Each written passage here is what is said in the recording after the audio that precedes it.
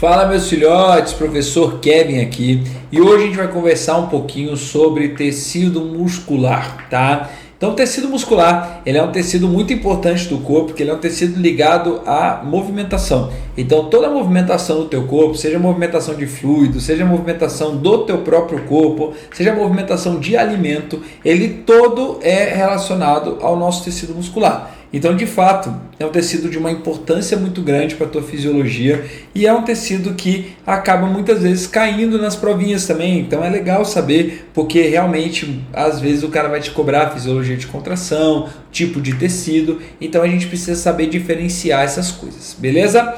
Então, vamos embora. Tecido muscular é a nossa aula de hoje. Quando a gente pensa em tecido muscular, o tecido muscular ele é caracterizado por ter a presença do que a gente chama de miofibrilas. O que são as miofibrilas? São as fibras de actina e as fibras de miosina que compõem essa parte da contração muscular, perfeito? Então as miofibrilas são elas que de fato vão contrair o músculo, são elas que de fato vão fazer com que o músculo tenha esse movimento. É através dos deslizamentos dela que isso ocorre, tranquilo? O tecido muscular, eu falo que ele tem um vocabulário que é só dele, então é legal saber alguns nomezinhos que vão aparecer aqui. Eu coloquei alguns nomes básicos para a gente começar a nossa aula e depois, se precisar, a gente vai aumentando o nosso repertório aí de nomes, beleza? Mas primeiro o nome básico é miócito. Toda vez que a gente falar miócito aqui na nossa aula, o que a gente quer falar é de célula muscular, certo? Sarcômero é a unidade de contração, ou seja, é o local específico onde a contração vai ocorrer dentro da célula muscular. Sarcoplasma é o líquido interno da célula muscular, é o citoplasma da célula muscular. Sarcolema é a membrana plasmática da célula muscular, então ao invés de chamar de membrana plasmática, eu chamo de sarcolema. Retículo sarcoplasmático é a mesma coisa do retículo endoplasmático liso. E a função do retículo endoplasmático liso é justamente guardar o cálcio, que vai ser super, hiper, mega importante ali na contração muscular. Você vai ver em breve, perfeito? Quando a gente pensa em tipos de tecidos, a gente divide o tecido muscular em dois grandes tipos, que é o tecido estriado e o tecido liso, tá? Tecido estriado é o que tem maior quantidade de fibras. Então, por exemplo, o cardíaco é um tipo de tecido estriado. O esquelético é um tipo de tecido estriado. Então, a gente chama de estriado esquelético, estriado cardíaco. Então, tem muitas fibras ali presentes nele.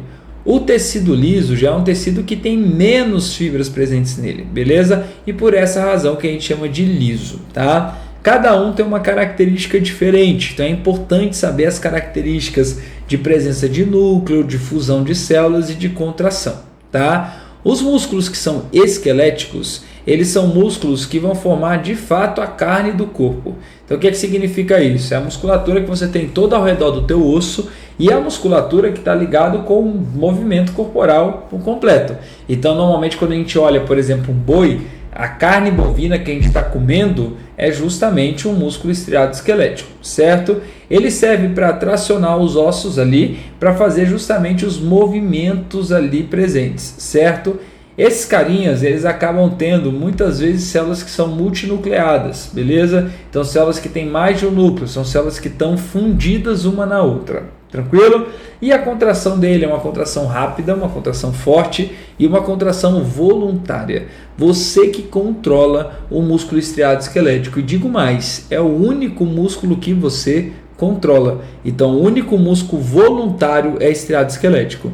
Então, Kevin, tudo que eu malho na academia, bíceps, tríceps, ombro, costas, tudo isso aí, eu não controlei o movimento para malhar? Então, todos eles são músculos que são estriados, beleza? O músculo que é estriado esquelético, desculpa, tá? O músculo que é liso, queridos, ele já tem, né, uma estrutura de ter menos fibras, portanto a contração ela acaba sendo um pouquinho mais lenta, tá? Ele tem ali células que geralmente apresentam com um núcleo só, tá bom? E ele vai compor as camadas internas de diversos órgãos, por exemplo, seu tubo digestório todo. Então já ouviu falar de um negócio chamado de movimento peristáltico ou peristaltismo, né? O peristaltismo é justamente o movimento da musculatura lisa no tubo digestório, tá bom? E lembrando que ele é uma estrutura totalmente involuntária, você não consegue controlar seus movimentos peristálticos. O músculo estriado cardíaco, ele já está exclusivamente no coração. Ele geralmente apresenta células com discos intercalares, né, que são esses disquinhos aqui, ó, entre uma célula e outra, e células que geralmente apresentam ou um núcleo ou até mesmo 2 núcleos também podem aparecer, certo? Esse músculo, gente, ele nunca para, tá? Então o coração não para de funcionar. Quando ele para de funcionar é porque o seu corpo acabou, tá bom? Então o coração ele não para de funcionar nunca. Ele tem uma musculatura extremamente espessa, com contrações rápidas e também contrações que são involuntárias, né? Então você não tem a capacidade de controlar ali o seu movimento cardíaco, né? Quem controla é justamente a sua parte do bulbo, né? Mas assim, queridos, é muito importante que você saiba, né, que você só controla o estriado esquelético, então não tem como errar essa parte aí, beleza? Como é que funciona de fato a contração muscular? A contração muscular, ela inicia nesse momento aqui, chamado de sinapse neuromuscular. O que é a sinapse neuromuscular? Vamos supor aqui que eu tenho um neurônio, e nesse neurônio eu tenho aqui as minhas terminações axônicas, né? Então aqui você tem um axônio motor, perfeito? E esse axônio motor, ele vai chegar justamente em uma célula muscular. O nome da célula muscular, miócito. Perfeito? Aqui você vai ter uma estrutura que a gente chama de túbulos T. Os túbulos T é justamente uma estrutura que ela é mais ondulada na membrana. Essa estruturinha aqui, ela tem muitos receptores de um neurotransmissor que esse neurônio manda. Então esse neurôniozinho aqui, ele vai pegar neurotransmissores e vai enviar para a fenda neuromuscular. Então o nome desse espaço aqui é a fenda neuromuscular, perfeito? E esse neurotransmissor específico que você está colocando aqui, ele tem um nome, o nome dele é importante, ele é chamado de acetilcolina.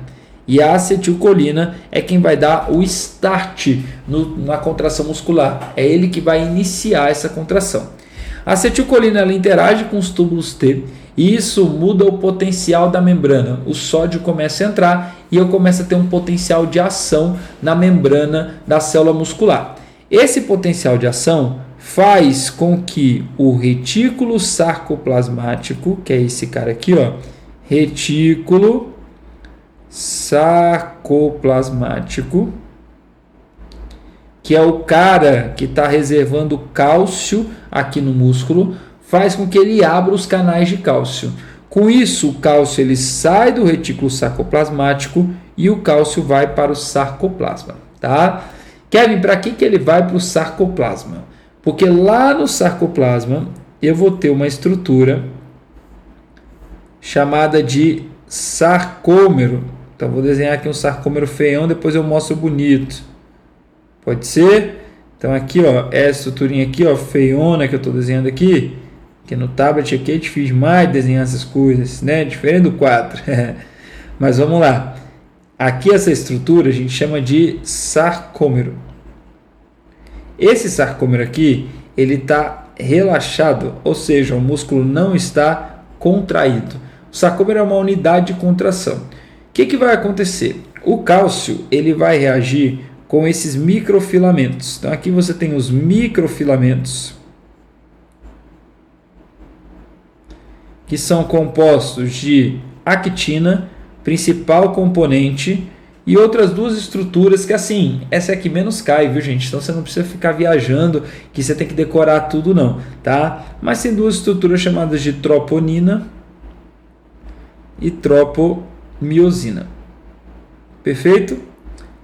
E aqui no meio você tem os filamentos mais grossos, chamados de miosina. O que vai acontecer? O cálcio ele vai interagir com a troponina. É como se eu tivesse assim, ó. A tropomiosina ela interage com a miosina, que está ali dentro.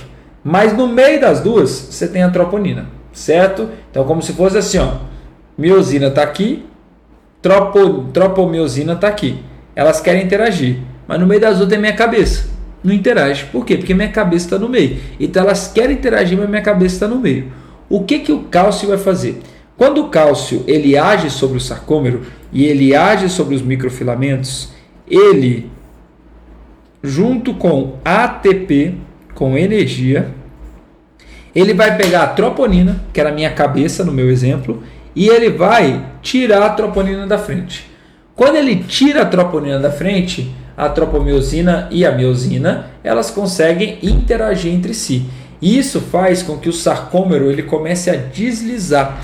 E aí o sarcômero desliza, fazendo com que os filamentos de actina, né, que são os microfilamentos, eles se sobreponham, justamente porque eles estão sendo ancorados em cima da miosina. Perfeito? Então isso aqui agora é um sarcômero contraído. Kevin, quero ver uma imagem bonita. Vamos lá? Essa imagem está mais bonita. Então o que a gente tem aqui? Ó? Aqui tem um sarcômero relaxado. Você percebe que os filamentos de actina eles estão mais separados. Ó, esse espaço aqui ele está grande. No momento em que o cálcio reage aqui, então no momento em que o cálcio vem para cá junto com o ATP, o que vai acontecer? Você vai ter o deslizamento da fibra de actina. Percebe que agora o espaço aqui diminuiu? Olha a diferença. Antes era um espação, agora é um espacinho. Então, basicamente, eles estão sobrepondo um ao outro. E aí, quando os filamentos de actina eles se sobrepõem um ao outro, porque acabou de deslizar com a miosina, que é isso aqui, ó, que está interagindo aqui, ó, junto com a actina, isso faz com que o músculo de fáscido ele tenha uma certa contração. Beleza? Quando a gente faz essa contração, evidentemente que eu não quero contrair para sempre. Então, para eu relaxar, para eu voltar o que eu queria, eu preciso pegar o cálcio e voltar para cá. Só que quando eu volto o cálcio para o retículo sarcoplasmático, isso é contra o gradiente de concentração. Então, a gente faz uma bomba de cálcio. E para fazer uma bomba de cálcio, você precisa de quê? Gastar energia, gastar ATP, perfeito? E aí tu vai perceber que a musculatura ela tem uma capacidade de gastar muita energia no processo. Então toda vez que a gente pensa em músculo, músculo pra gente, galera, é sinônimo de movimento, sim, ele é sinônimo de força, mas ele também é sinônimo de gasto energético. Então se tem um trem que gasta energia no teu corpo, esse trem se chama músculo. Por isso que hoje tanto se fala sobre você constituir uma estrutura muscular maior, mais interessante, com o objetivo de você, por exemplo, manter um emagrecimento por mais tempo. E por que isso é interessante? Por que isso faz todo sentido? Porque é exatamente assim, o músculo, como ele gasta muita energia, ele acaba justamente o quê, queridos? Ele acaba justamente pegando aquela energia para ele funcionar. E aí, com isso, você acaba tendo, né, ali, né, um superávit de gasto energético muito grande. Né? Então, suas calorias elas acabam sendo muito consumidas nesse processo aqui, que é o processo de contração do músculo. Perfeito? Só que isso também gera um problema no músculo. E a gente precisa resolver esse problema chamado problema da energia. Então o músculo ele tem mecanismos que são aeróbicos, certo? E mecanismos que são anaeróbicos de produção energética. Legal? Então preste atenção aqui, ó. Quando a gente pensa no mecanismo aeróbico de produção energética, a gente fala justamente da respiração aeróbica muscular, certo? Essa respiração aeróbica muscular, ela tem um fator limitante. Qual que é o fator limitante? O oxigênio. Então, se o oxigênio estiver no músculo, o músculo inclusive vai preferir fazer a respiração celular, porque ela acaba, né, gerando muito mais energia, certo? Então, ela é o sistema energético mais potente que eu tenho aqui. Então, é um sistema energético aonde consumindo uma glicose, degradando uma glicose, eu acabo produzindo um caminhão de ATP, tá? Então isso também é muito, muito, muito importante. Aqui eu utilizo justamente o gás oxigênio, e é evidentemente que isso vai fazer o quê? Que isso vai fazer com que eu tenha essa limitação. Enquanto tiver oxigênio eu estou fazendo, quando o oxigênio diminui eu acabo não conseguindo fazer respiração aeróbica, beleza? Ela é o processo que produz, ela é o processo que produz a maior quantidade de energia que eu tenho, e ela demora um pouco para acontecer, tá? Então essas reações químicas elas não são instantâneas, então ela é legal para uma atividade prolongada, mas ela justamente tem uma demora um pouco maior na hora de produzir essa estrutura, perfeito? Kevin, o que vai acontecer se eu precisar de muita energia de uma vez só, de maneira rápida e não tiver uma quantidade de oxigênio tão grande aqui no meu corpo? A gente começa a ter outros tipos de metabolismo, como por exemplo, fermentação lática, chamada de via glicolítica ou via lático-glicólise, tá bom? Essa via lático-glicólise, ela está relacionada com a fermentação lática. A fermentação lática ela é um metabolismo anaeróbico. O que significa isso? Eu não gasto energia. Ela é um metabolismo mais rápido, tá? Então ele é mais instantâneo para o teu corpo, ele é mais rapidão do teu corpo, perfeito? Ele acontece 100% no citoplasma, tanto a glicólise como a fermentação. Porém, o que rola? Essa fermentação ela gera ácido lático. E o ácido lático ele acaba produzindo o que a gente chama de dor e fadiga muscular, tá? Então, ao diminuir o pH, ele acaba inibindo ali, né, alguns tipos de enzimas que são necessárias para produzir o ATP. E aí o músculo ele acaba ficando cansado. E aí com isso o músculo ele acaba fadigando, tá? Isso é um problema. Por quê? Porque significa que eu vou ter uma força até determinado momento e depois essa força acaba. Mas esse sistema de ácido lático ele é muito bom para atividades explosivas. Então eu quero ter uma explosão muscular. O que eu vou fazer? Eu vou fazer fermentação lática para ter essa explosão muscular o máximo possível. Então eu quero pegar muito peso na academia. Isso é uma explosão muscular. Quero correr muito rápido por pouco tempo. Isso é uma explosão muscular, tá? E aí você acaba tendo realmente a fermentação lática como o grande motor dela, beleza? Além disso, você tem um sistema chamado de sistema fosfato, que é onde a gente produz o que a gente chama de fosfocreatina. A fosfocreatina nada mais é do que uma forma de você resgatar o fosfato para você conseguir produzir energia a partir disso, beleza? Então a fosfocreatina, ela é muito boa, ela é muito rápida, galera, tá? Mas a fosfocreatina ela tem uma durabilidade muito baixa, tá? Então a fosfocreatina ela é muito boa, mas ela não dura tanto tempo no músculo. Então é realmente para atividade muito instantânea, explosiva. Sei lá, você pega um corredor de 100 metros rasos, é muito importante que ele tenha muita creatina no músculo para ele conseguir fazer fosfocreatina, certo? Por quê? Porque ele vai correr 9 segundos, 10 segundos e depois ele vai parar e depois ele não vai correr mais, perfeito? E essa fosfocreatina, como ela é muito rápida, ela acaba auxiliando e muito no vigor muscular do indivíduo, perfeito?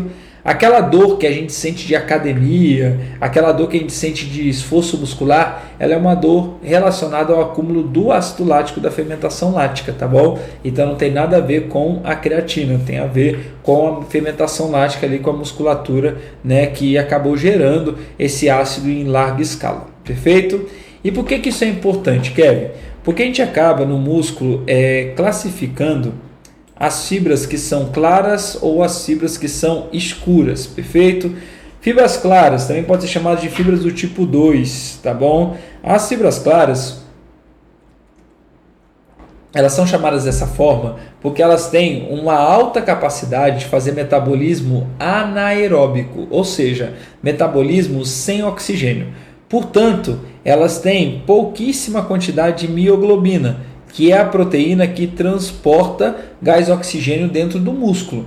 A mioglobina ela é uma proteína que tem ferro, e isso significa que quando a gente pensa em mioglobina, a gente pensa que ela vai deixar a estrutura da carne mais avermelhada, perfeito? E as fibras claras, como tem menos mioglobina, ela é um pouco mais clara do que uma fibra escura, por isso se chama fibra clara, perfeito?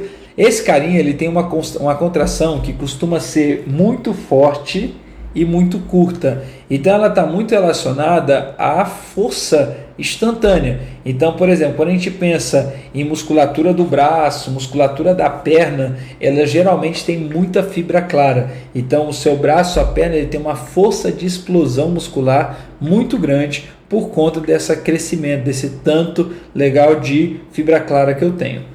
A fibra escura, ela é uma fibra que tem uma quantidade alta de mioglobina. Isso por quê? Porque ela tem um metabolismo chamado de metabolismo aeróbico em grande escala. A contração dela é um pouco mais lenta, mas ela é mais duradoura.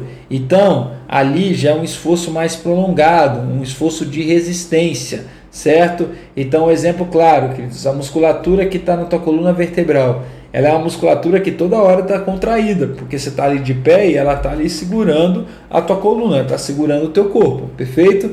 Então, é uma musculatura que ela contrai bastante, mas ela não precisa explodir, ela não precisa ter uma explosão muscular, ela só precisa ser duradoura, certo? A gente sempre brinca assim, ó, quando pensa em fibra clara, pensa que o velocista tem muito. Então, o corredor de 100 metros rasos, ele tem muita fibra clara, certo? Para ele conseguir correr naquela velocidade.